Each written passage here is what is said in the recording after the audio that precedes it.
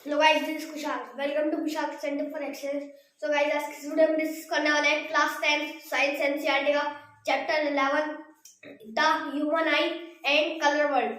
तो ये पार्ट 2 है। तो इस पार्ट में हम क्या करने वाले हैं, द कलर वर्ल्ड के बारे में हम समझने वाले हैं। तो हमने इससे पिछले पार्ट में क्या पढ़ा था, द ह्यूमन आई के बारे में। तो अगर इसने फर्स्ट पार्ट नहीं देखा है तो मेरे आई बटन पर क्लिक करिए और वहां से देख लीजिए। तो हमने फर्स्ट पार्ट में क्या डिस्कस करा था, ह्यूमन की आई के बारे में डिस्कस करा था, ह्यूमन आई कैसी होती है। तो उसके सभी पार्ट हमने पढ़े थे और ह्यूमन आई में क्या क्या जो प्रॉब्लम्स हो जाती है वो क्या होती है, तो उन्हें ठीक कैसे करता है, कौन सा लेंस लगाते हैं, ये सब हमने पढ़ा था। पर इस वीडियो में हम क्या पढ़ने वाले हैं, इस पार्ट में इसमें हम पढ़ने वाले हैं कलर वर्ल्ड। तो इसमें फर्स्ट टॉपिक क्या आता है, ये जो हमारा कलर वर्ल्ड है उसमें रिफ्रैक्शन थ्रू ए प्रिज्म, यानी कि अब हम क्या करेंगे, यहाँ पे रिफ्रैक्शन करेंगे किसके थ्रू, ए प्रिज्म के। ठीक है, अब एक प्रिज्म बनाते हैं। ठीक है,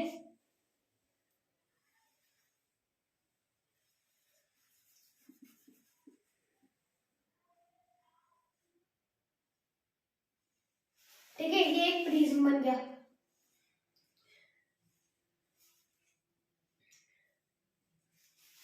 अब देखिए यहाँ पे क्या आ जाए, पी क्यू, यहाँ पे ये है ई पॉइंट, ये है एफ पॉइंट, ठीक है, ये है आर, ये है एस पॉइंट। ठीक है, क्लियर हो गया। अब यहाँ पे क्या है, ये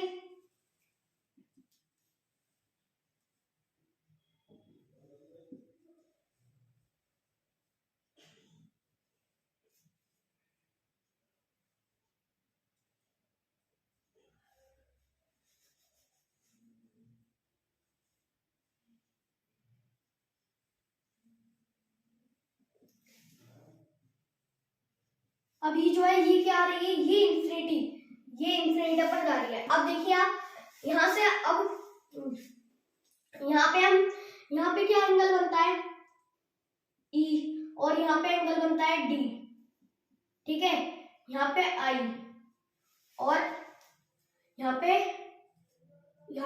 आई और यहाँ पे आर। ठीक है, अब देखिए आप, और यहाँ पे ये ए, ये एंगल।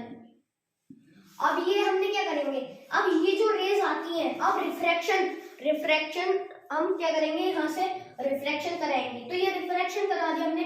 अब यहाँ से जो ये रेज आती है, यानी कि पीई जो होता है, ये जो होता है पीई, तो ये जो रेज आती है पीई से, ये होती है इंसिडेंट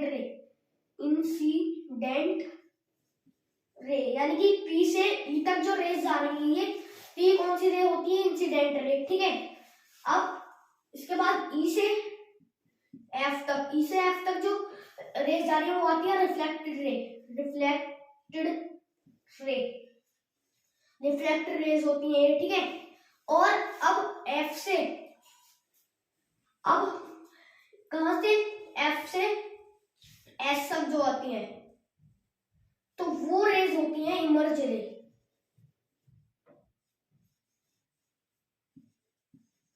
क्या होती है, इमर्ज रेज।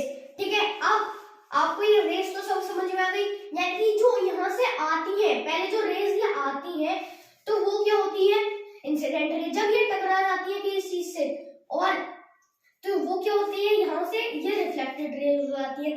फिर जो जब चली जाती है, जब जाने लगते हैं, तो वो क्या हो जाती है, इमर्ज रेज। ठीक है, अब रेज तो सब समझ में आ गई। अब हमने क्या करा, रिफ्लेक्शन भी कर दिया। अब एक चीज और समझ लीजिए, एंगल्स। अब एंगल्स क्या है, एक दे रखा है एंगल ए। ठीक है, एंगल ए, तो एंगल ए का क्या मतलब हो गया, यानी कि ये एंगल ए का क्या हो गया, मतलब अब इसमें क्या है, ये पूरा जो एंगल है प्रिज्म हो गया, यानी कि ये जो एंगल ये है ए, और एंगल बी और सी जो है, यानी कि इनसे क्या बना रहा है, angle A B, B C और सी ए। तो इसमें क्या हो रहा है, इसमें पूरे एक एंगल बन रहा है, यानी कि एंगल के प्रिज्म बन रहा है। और ये क्या है, ट्रायंगल प्रिज्म है, जिससे हमने क्या करा, ये जो है रिफ्रैक्शन करवाया हमने। तो यहाँ से, ठीक है, अब ये पूरा रिफ्रैक्शन हो गया। ठीक है, प्रिज्म से। अब ये प्रिज्म का कैसा ट्रायंगल, तो हमने इससे क्या करवा दिया, हमने ठीक है, रिफ्रैक्शन करवाया। अब हम क्या करने वाले हैं, अब हम क्या करेंगे, देखिए अब डिप्रेशन डिप्रेशन समझते हैं। अभी क्या होता है, अब देखिए ये भी एक मान लिया हमने प्रिज्म, वही प्रिज्म है, ठीक है, प्रिज्म है ये, ठीक है, ये एक प्रिज्म हो गया। अब यहां से क्या जा रही है, ये व्हाइट लाइट, ये क्या है, व्हाइट लाइट। अब यहां से एक व्हाइट लाइट जा रही है, और जब व्हाइट लाइट यहाँ टकराई प्रिज्म पर तो क्या आ गई, बहुत सारे कलर्स आ गए।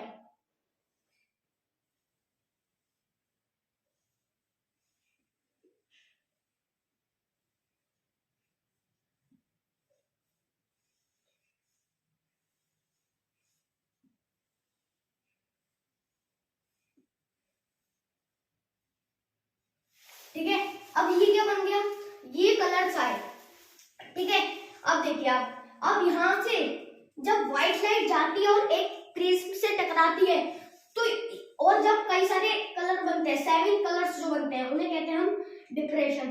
डिप्रेशन लिखता नहीं हूं, डिप्रेशन कहते हैं। अब ये जो कलर, अब ये जो कलर बन गए, तो ये कलर जो बने यहाँ पे, ये क्या कहते हैं, व्हाइट लाइट ऑफ स्पेक्ट्रम कहते हैं, यानी कि व्हाइट लाइट से ये जो कलर बने हैं, कलर बनना क्या कहता है, ये स्पेक्ट्रम कहलाता है। ठीक है, यानी कि बैंड होना। अब ये क्लियर हो गया, व्हाइट लाइट जब बैंड हुई तो ये स्पेक्ट्रम हुआ, और स्प्लिट हुई तो क्या हो गया, ये डिप्रेशन। ठीक है, अभी क्लियर हो गया, अब देखिए क्लियर हो गया। अब ये रेनबो वाले कलर होते हैं, जैसे रेनबो में होते हैं 7 कलर, ठीक है, वही वाले कलर है, ठीक है, वही वाले ये कलर होते हैं। अब विब ग्रो नाम होता है इसका, विब,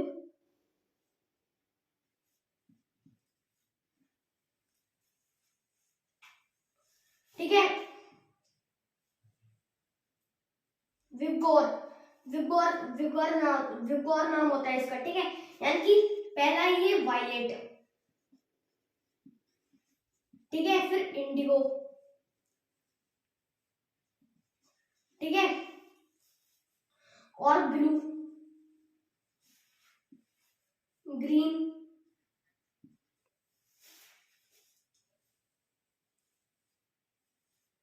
ऑरेंज और रेड।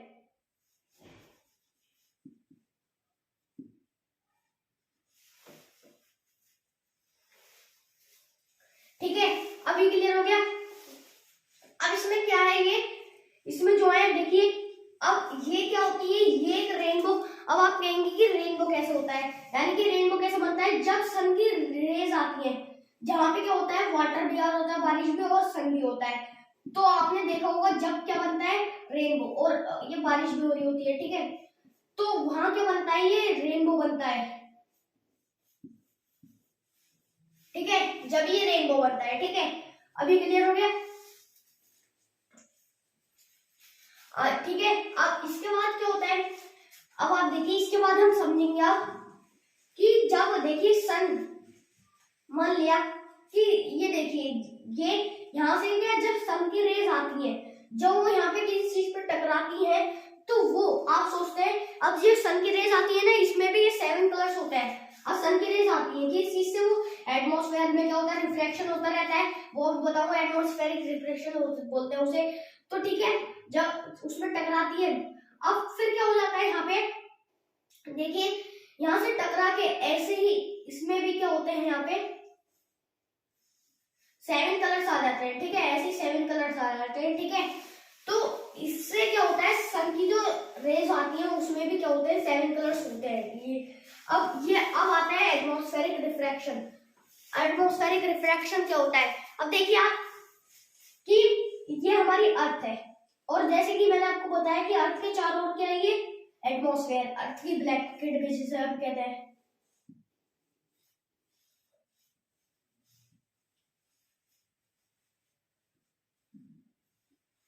ठीक है, अब देखिए आप क्या होता है, एटमॉस्फेरिक रिफ्रैक्शन, ये एटमॉस्फेयर है, सन की जब रेज आती है यहाँ से, तो क्या होती है, वो एटमॉस्फेयर है, यहाँ पे जब रिफ्रैक्शन उसकी रेज आती है तो क्या होती है, रिफ्रैक्शन हो जाती है, रिफ्रैक्ट हो जाती है।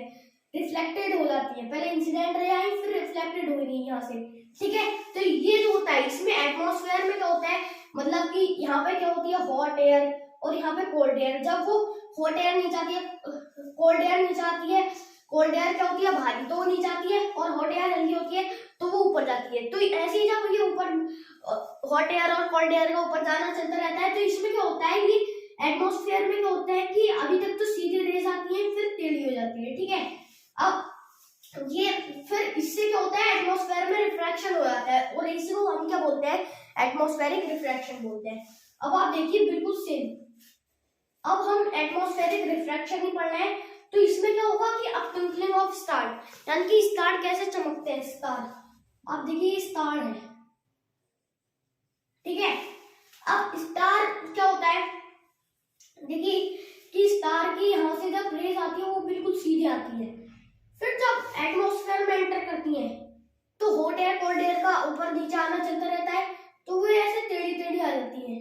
क्यों, क्योंकि जब ऊपर नीचे आना चलता है एटमॉस्फेयर में इतना, तो क्या होता है कि ये जो रेज होती है वो टेढ़ी हो जाती है। इससे क्या होता है ये कि ये जो स्टार होते हैं कभी कभी ज्यादा तेज जल जाते हैं, कभी हल्के, तो ये दिखते हैं। अब आपको दिखा होगा कि यहाँ पे जैसे कोई इंसान खड़ा है ना, तो वो देख रहा है, तो ये कभी क्या हो रहे हैं, इसकी स्टार की तरफ ही देख रहा है, पर इसकी क्या है असली पोजीशन जहाँ स्टार है, तो वो क्या है ये है, बट हमें दिखता ही यहाँ है। क्यों, ये किसकी वजह से है, एटमॉस्फेरिक रिफ्रैक्शन की। क्योंकि क्या होता है कि अभी तक तो सीधी रेज आती है, फिर टेढ़ी हो जाती है, तो ये टेढ़ी टेढ़ी जो हो जाती है वो क्या होता है, उसकी वजह से क्या होता है ये स्टार भी ट्विंकलिंग करना भी बंद होते हैं, कभी तेज दिखते हैं, कभी बिल्कुल भद्दे से दिखते हैं। तो ये क्या होता है, ये भी एटमॉस्फेरिक रिफ्लेक्शन की वजह से होता है। और जो ये हम देखते हैं ओरिजिनल पोजीशन है, उससे क्या होता है, ओरिजिनल पोजीशन ये है पर हमें स्टार यहाँ दिख रहा है, तो ये किसकी वजह से होता है, एटमॉस्फेरिक रिफ्लेक्शन। और एटमॉस्फेरिक रिफ्लेक्शन मैंने आपको बता दिया, ठीक है। अब एटमॉस्फेरिक रिफ्लेक्शन की वजह से एक चीज और होती है, क्या, एडवांस सनराइज और डिलेड सनसेट। अब ये क्या है,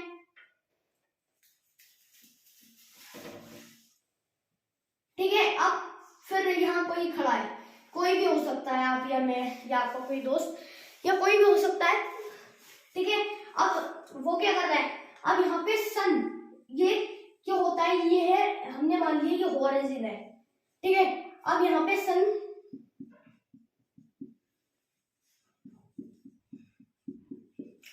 अब जब यहाँ से ये देख रहा है सन को, और जब सन अभी तक राइज नहीं हुआ है, सन की रेज आ रही है, अभी एंटर नहीं करा है इसके अंदर, तो जैसे एटमॉस्फेयर में आई तो ये क्या हो गया, ऐसे टेढ़ी हो गई, मतलब थोड़ी सी और ऊपर बनाते हैं,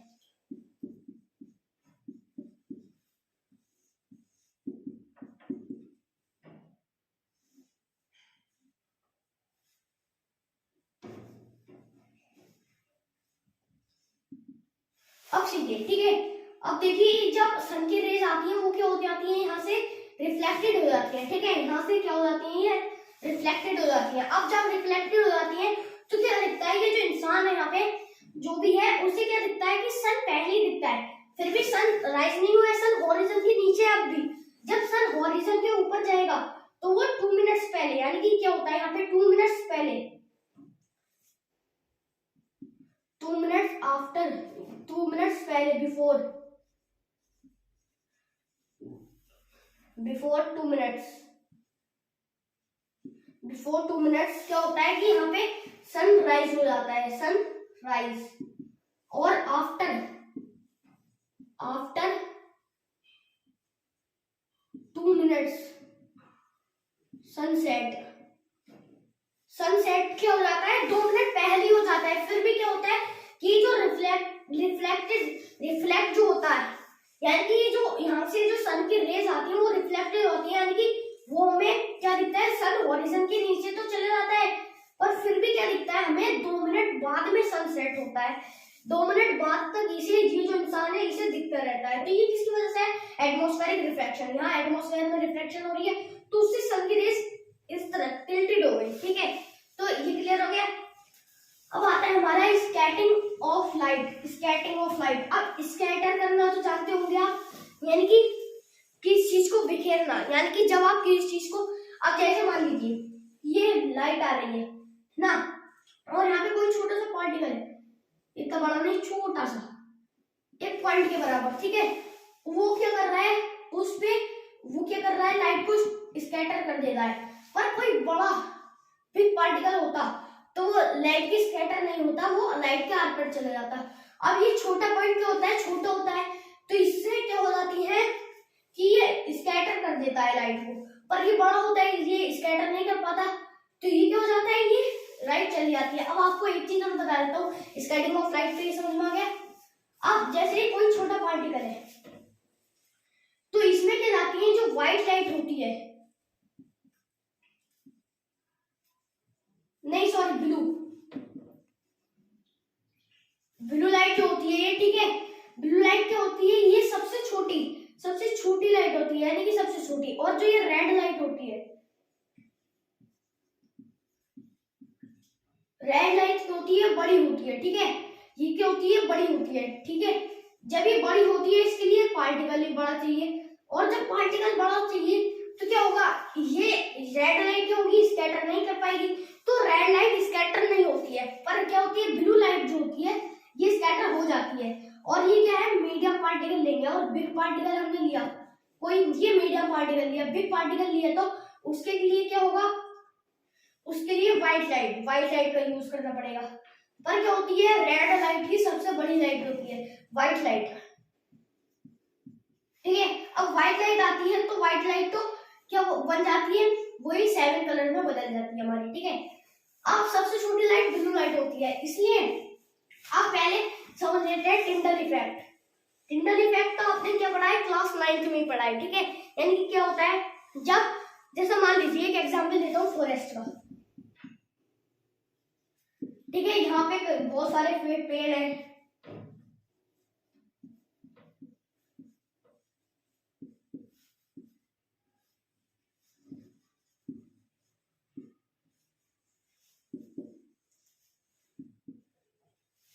ठीक है।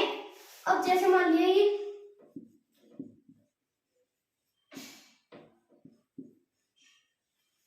ठीक है, अब एक फॉरेस्ट है, यहां से क्या आ रही है, सन है, इसकी जो रेज आ रही है, ये रेज आ रही है इसकी, अब रेज आ रही है, इतने सारे फॉरेस्ट है, तो ये क्या हो जाता है, ये टिंडल इफेक्ट होता है, यानी कि इतने सारे जो पेड़ आ रहे हैं, इससे क्या हो जाती है, अलग अलग साइड यहाँ जो बची कुछ जगह होती है इसमें निकल जाती है, क्योंकि यहाँ पे क्या होता है, ये स्काई होती है, इसमें छोटा पार्टिकल्स होते हैं, तो इसको हम टिंडल इफेक्ट कहते हैं। यानी कि सन के रेज आई, तो यहाँ क्या हुआ, ये यहाँ पे टिंडल इफेक्ट हुआ, क्योंकि क्या कर दिया, ये जो छोटे छोटे पार्टिकल्स है उन्हें क्या कर दिया, यहाँ पे जो ये छोटे छोटे पार्टिकल्स आ रहे हैं, ठीक है, ये पेड़ जो आ रहे हैं, तो उन्हें क्या कर दिया, इसने क्या कर दिया, स्कैटर कर दिया, तो पेड़ों ने स्कैटर कर दिया, तो यहाँ से ये लाइट आ रही है, तो इसे टिंडल इफेक्ट कहते हैं। यहाँ छोटे छोटे पार्टिकल्स हैं, तो उन्होंने क्या कर दिया, इसे स्कैटर कर दिया। अब आपने कभी सोचा है कि स्काई क्या होती है, ब्लू क्यों होती है, स्काई ब्लू क्यों होती है? अब आप देखिए, स्काई ब्लू इसलिए होती है क्योंकि क्या होता है, जैसे मान लिया कि सन, इसकी जब रेज आती है, तो स्काई में क्या होता है, वो छोटे छोटे पार्टिकल्स होते हैं,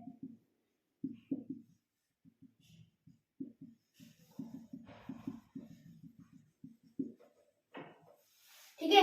अब जब सन की रेज आएंगी तो लाइट इन पे पड़ेगी, तो ये क्या होता है, ये सबसे छोटी लाइट होती है और सबसे छोटे पार्टिकल चाहिए, तो ये क्या करती है, लाइट स्कैटर कर जाती है, ठीक है, लाइट क्या हो जाती है, स्कैटर हो जाती है। फिर ये स्काई का कलर ब्लू होता है, क्योंकि यहाँ पे जब छोटे छोटे पार्टिकल्स है, तो ये सन की रेज जब आएंगी, तो छोटे पार्टिकल्स पे जब पड़ेंगी इन पे, तो ये स्कैटर हो जाएंगी, ये सब स्कैटर हो जाएंगी यहाँ पे, ठीक है, ठीक है। तो क्या होगा कि ये स्काई का कलर ब्लू दिखता है, और जैसे कि मैंने बताया था, सबसे छोटी लाइट क्या होती है, वो सबसे छोटी जो लाइट होती है वो ब्लू कलर की होती है। ये क्लियर हो गया? अब कि जब सन राइज होता है, ठीक है, जब सन क्या होता है, राइज होता है, तो वो येलो क्यों दिखता है, और जब सन सेट होता है वो रेड क्यों दिखता है? तो जब सन सेट होता है, आप देखिए जब सन तो निकलता है जब तो येलो होता है, क्योंकि क्या होता है उसमें, क्या होता है कि उसमें नॉर्मल वाली लाइट लगती है, यानी कि बिग पार्टिकल होता है, नहीं वो स्कैटर होता है, वो क्या हो जाता है हमारा, वो व्हाइट लाइट में आ जाता है। तो अब देखिए आप पर सनसेट का टाइम देखते होंगे आप, तो ये जो होगा हमारा सन वो क्या होता है रेड रेड दिखता है। क्यों? क्योंकि जब क्या होता है ये रेड बड़े पार्टिकल, बिग पार्टिकल जो होते हैं और बिग लाइट आती है इनसे, ये क्या बहुत बड़ी सी लाइट आती है इनसे, सन से।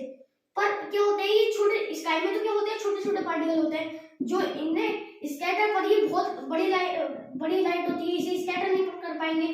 पर स्कैटर इसलिए ही क्या होती है, स्कैटर नहीं होगी तो इसलिए क्या होता है सन अपने आप में अपना कलर क्या कर देता है, रेड हो जाता है। तो इसमें हमने क्या समझा, यही थी आज का हमारी वीडियो। तो इसमें हमने क्या पढ़ा, कलर वर्ल्ड, यानी कि कलर में जैसे ही मैंने आपको बता दिया कि लाइट में कैसे स्काई का कलर ब्लू होता है, और प्रिज्म में आप करके देखना, प्रिज्म में क्या करेंगे, कोई व्हाइट लाइट टॉर्च की लाइट भी डालेंगे तो ये 7 कलर्स में बदल जाएगी, करके देख लेना आप। और एक चीज रह गई, यानी कि जब वो प्रिज्म देखा था, अब आप देखिए प्रिज्म, तो आइजैक न्यूटन थे जो प्रिज्म में पहली बार करा था। अब जब आप आइजैक न्यूटन ने सोचा कि व्हाइट लाइट आती है तो इतने सारे कलर आते हैं, ठीक है, फिर उन्होंने एक प्रिज्म और रखा, तो वो उल्टा करके रखा, फिर उसमें लाइट ऐसे करके तो गई, बट यहाँ पे क्या बनाया, यहाँ पे क्या बना, यहाँ पे व्हाइट लाइट ही बनी, यहाँ से जो व्हाइट लाइट तो आई थी यहाँ पे भी व्हाइट ही लाइट बनी, ठीक है। तो ये आइजैक न्यूटन ने जो करा था कि जितने भी हम प्रिज्म लगाते जाएंगे तो लाइट ऐसी चली जाएगी, नहीं लाइट व्हाइट हो जाएगी, क्योंकि क्या होता है एक ही प्रिज्म से निकालेंगे, फिर अगर आप चाहें तो दूसरे टॉर्च से दूसरे प्रिज्म में करेंगे तो हो जाएगा, बट इसमें ही करने की सोचेंगे आप तो नहीं होगा, ठीक है। ये क्लियर हो गया। अब यही था आज का हमारा टॉपिक। अगर वीडियो अच्छी लगे वीडियो को लाइक करना, शेयर करना, कमेंट करना और चैनल को सब्सक्राइब करना। मिलते हैं नेक्स्ट वीडियो के साथ।